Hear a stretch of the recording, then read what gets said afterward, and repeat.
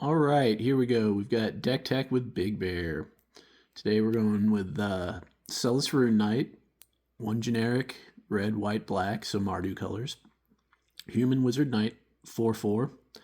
She has a Brass's Tunnel Grinder effect where when she enters, you discard any number of cards, then draw that many +1.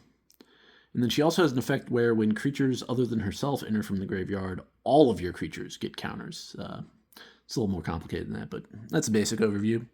So the idea is we're going to be dumping a lot of stuff to our graveyard. We're going to be reanimating it, and we're going to be hopefully swinging for a lot of damage with a big army that comes out of nowhere that our opponents didn't see coming. Unless they exile a graveyard, and then we're screwed. So let's just start with some protection spells here, just simple stuff.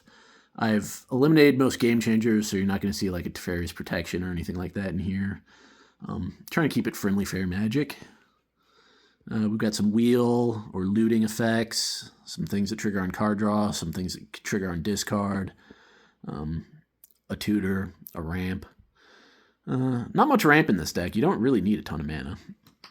Over here we've got our removal. Pretty standard stuff in the colors.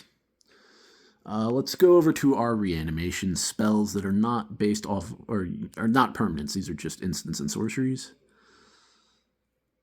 Oh, actually the Phoenix Down is a permanent, but...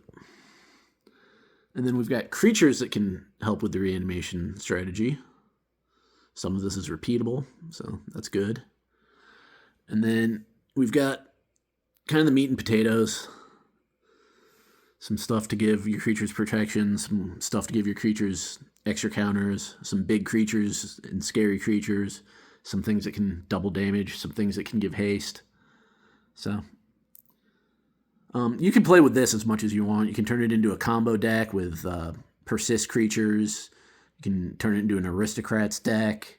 I just like a straight kind of scary threat reanimator. It's fun to play, and it can be good. And I mean, this is what I'd call one of my weakest versions, and it's probably a bracket 3 deck technically, but it will compete with almost every bracket 4 and occasionally can hang in a bracket 5 style pod. But basically you're going to be trying to slowly build your board. There's not a lot of stuff you really want out there just sitting, because at least as far as the creatures are concerned. I mean, the Priest, the Valgavas Faithful, stuff like that, sure.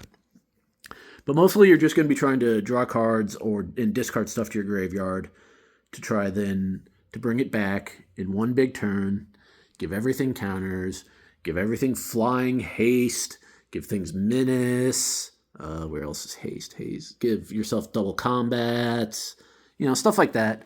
So often what you'll end up doing is not much for like 5 or 6 turns. You might not even have much of a board state.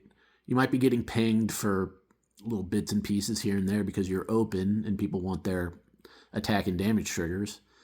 But unless they know you and know your deck, they're probably going to leave you alone until all of a sudden you just win in one big turn. As I always like to complain that people are attacking me when I'm not the threat, and my brother's like, dude, you are always the threat.